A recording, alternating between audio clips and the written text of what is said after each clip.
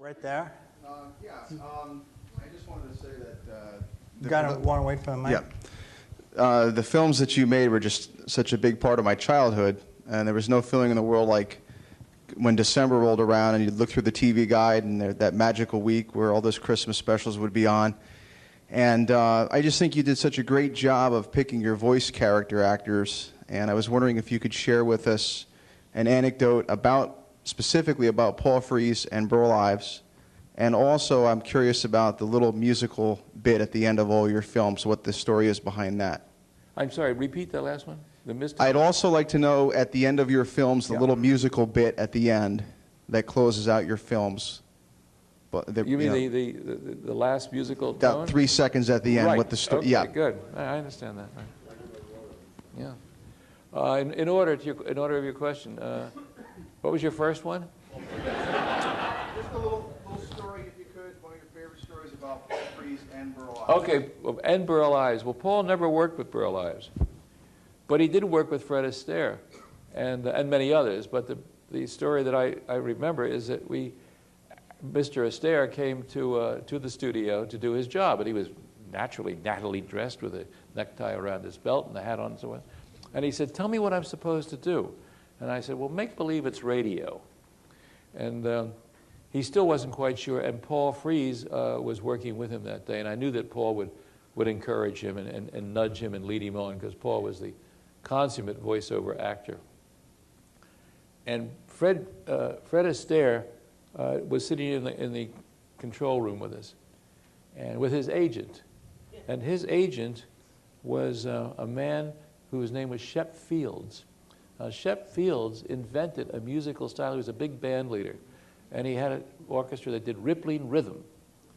And they would play, and Shep would conduct them, and then he had a brandy glass with a straw, and he would blow into it and make bubbles to go with the music. It worked. Well, that all passed, the big band era passed, and Shep Fields then became an agent. His brother was Freddie Fields, who you may recognize as a name in that business. Anyhow, so Fred Astaire is sitting in the control room, and Shep Fields is over there, and Paul Frees walks in the door, and I stand up and I say, "Oh, Paul, I'd like you to meet," and Paul walks, he says, I know, and he walks right past Fred Astaire, and he says, "Shep Fields!" And Fred Astaire is standing there waiting to be introduced. P.S. I got along very well, and Paul helped him through a lot of his work over the weeks. So. Yeah, the last line. The da-da-da-da-da, you mean at the end? Yeah. You know, that's interesting. I always said to Maury Laws, who did a lot of orchestrations and so forth, I want a big ending. At the end of Rudolph the Red-Nosed Reindeer, the orchestra comes out of their chair. We had, 100 pieces playing that. I always liked big endings. So when we came to doing a little signature, we decided we wouldn't do that. We'd already done it at the close of the film. So we just had a little simple, whatever that is, oboe and doodly-doop-doop. Hi, I just want to say thank you for all your influence of my sisters and myself growing up. I sing all your songs to my daughter now. And I have a couple questions. I'll make them very quick. First off, I'll ask a strange question. All through our thinking lives, since we were able to think about things, we always wondered why the Santa in Rudolph was kind of mean. Like he was kind of exclusive. Like Rudolph wasn't accepted unless he had some usefulness. Yeah. And that's a question that I have. And then the other question I have is, have you ever thought about making like a feature, like a Grinch, Cat in the Hat type movie with one of these stories, Frosty or Rudolph? That's another question. Yeah, that's very good. Well, I think Santa was in business of getting the toys delivered, and he saw this runt that wasn't going to help him at all, and so he said to his father, "What do you got here for me? This is nothing. I can't use this." So, and towards the end, when he realized he did need him, he made him a big star. And so that's my only answer to that. He walked in and saw this fellow with a red nose and thought, he's never going to work on my team. A real reaction. A good businessman. And the other question was about a huge feature film, I guess, with one of the characters. You're saying that... Yeah. Have you ever thought about making a full feature release of one of your characters like they do now with Grinch or with... No, we did a feature. We did a feature with Rudolph and Frosty called Christmas in July. and we released it in July. Didn't work.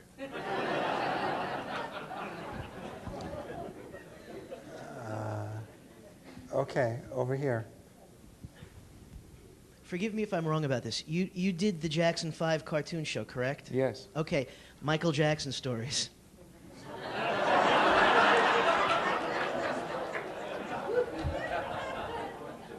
No, when I knew Michael, he was 11, 12 years old. A very nice young man, very professional, very courteous. Did his work, worked hard, deserved all of his stardom at that time. That's all I know. Well, then something about Mad Monster Party. I love that film. No, it was just another. I always thought that these characters were really were funnier than they were serious, and but that goes back before that when Abbott and Costello met Frankenstein and the Wolfman and all that, and I thought this will work. We can turn something like this into a good picture, and that did work. That film worked. I know you probably get asked this all the time too, but is there one, you said you loved that film. Is there any film or television production of yours that you would consider? No, I try not to do that. No, as a matter of fact, I like most everything. I said before I didn't think Return of the King was a good film, and I don't. Is that one you'd like to have back, Return of the King? Yeah. I'd like to recall that. Okay. I mean, you'd like to try it again. Or you wouldn't no, try I it. couldn't you do any wouldn't try better. it It's all. a story. Yeah. It wasn't the technique or anything else. It was just a story with a lot of material in it that didn't fit into the medium. But we'll see what happens in a couple of weeks when Peter Jackson's films come out. Yeah. Again, he has the same problem. He's got an awful lot of material to put into the screen. Yeah. But I think he's making marvelous films. There's one all the way in the back, over there in the middle.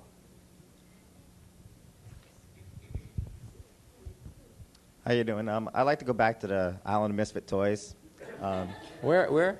The Island of Misfit Toys. Yeah, okay. If you could comment on the bird that he can't fly, he only swims. Yeah. At the end, the closing credits, the elf that is giving umbrellas to all the toys to parachute down, the bird doesn't get one and accidentally gets murdered. It's amazing. You guys are amazing. I love you.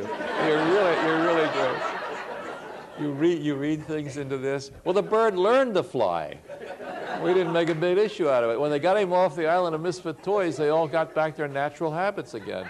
The bird fluttered his way down to the ground. I'm starting to see some academic papers coming out. Yeah, right. Yeah. Yes. Microphone down here, please.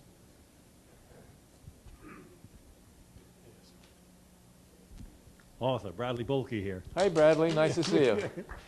Something's been puzzling me for 30 years. Is it coincidental, or am I deluding myself? Is Jangle a caricature of me? Say again. Is Jangle in the Year Without a Santa? Oh, yes, of course. Is he a you want caricature? residuals for this, right? Huh? You want residuals for the caricature? Is it a caricature of me? Certainly. You know, long face, big nose. Yeah. Bradley is the voice of the one of the elves in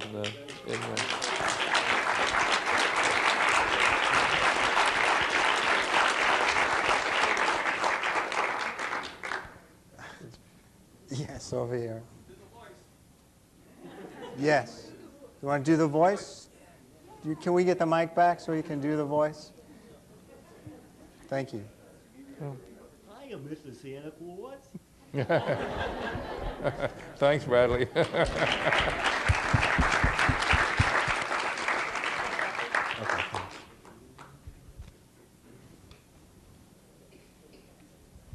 Hello. My brother forgot to ask this before. What happened to the original dolls that were used for the animation?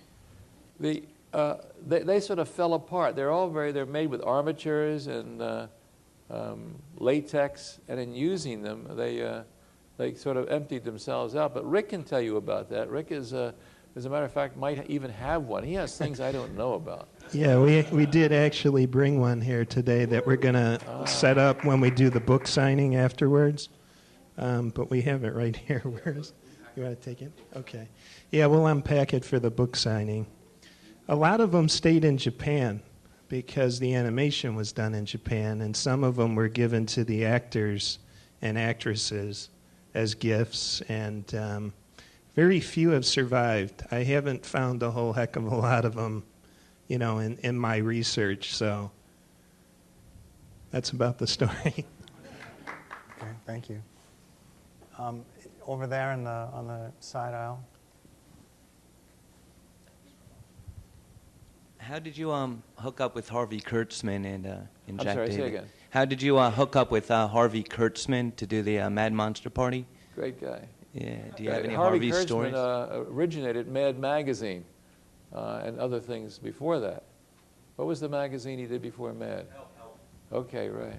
And Harvey came on board with this idea that I had for I think I wrote the story for that, and Harvey came on board for the screenplay.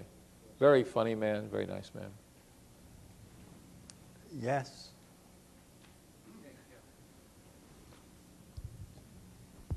I noticed in some of the earlier cartoons there's a preponderance of actors from Canada, like Billy Richards is the voice of Rudolph, Larry D. Mann, and Carl Banis was the Elf King. And did you go to Canada to film this, or was it cheaper, or was there a reason why you used the Canadian actors early on?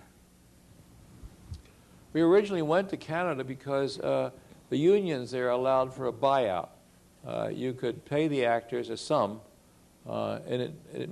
which was more than their regular rates, and then you had their performances on a buyout basis without going back with residuals.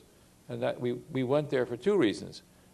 That wasn't the first one. We had great talent there. We had a man named Bernard Cowan, who was one of the voices of the CBC. And he knew these wonderful actors that he would bring together. You must remember, Canada was the last great radio outpost. When America was no longer doing good radio drama and comedy, Canada was. And so we had a great talent pool. That was our first reason for going there. And then, of course, the monetary incentives were also important to us. Of course, we never expected the films to last this long. I mean, Okay, back there. Yes? During the credits at the end of Rudolph the Red-Nosed Reindeer, testing. During the credits at the end of Rudolph the Red-Nosed Reindeer, me and my sister used to kiss our hand and touch the screen. Goodbye, we'll see you next year. And I hope we didn't actually touch the TV with our lips, but did you say that you released Rudolph and Frosty, which I'm taping at 8 o'clock tonight, Christmas in July? Did you say you released it in the movies? it was a theatrical film. Oh, I'll bet you if you re-released them, like maybe a double feature of Rudolph and Santa Claus is Coming to Town, or re-release Rudolph and Frosty's Christmas in July, it'll probably be a big hit, you know? I don't think so. Okay, and Is it on video? Available on video? Remember the dark days when the network stopped showing Rudolph, the Year Without a Santa Claus, you know? How come the network stopped showing them? The networks didn't play Well, the Year Without a Santa Claus. Rudolph has never stopped being shown. It's in its 40th exposure on December the 7th this year. Yeah. I mean, Santa Claus is Coming to Town and A Year Without a Santa Claus. The network stopped playing them for a couple of years. Well, that's true. But many of the films had a contract to run on network for a certain amount of time, like The Year Without a Santa Claus was on CBS and then relieved and then brought back. That's happened to a lot of the shows, that they found out later on that they were more valuable than new shows. Mr. Rankin, thank you for coming out tonight. I was wondering if you could discuss your influences, and also, are there one or two pieces of animation you were not involved with but wish you were? My favorite animated film of all time is Disney's Pinocchio. I think that's the best piece of animation ever done, in every way. A great design by an illustrator who is not an animator, a European. I think his name was Lundgren. Maybe you can help me. I thought of course, the story of Pinocchio is we did Pinocchio's Christmas, which borrowed freely on the original Collodi story. Everything about that film worked very well for me, and as you know, that was a long time ago. I was a broth of a boy, and I was influenced by that very much.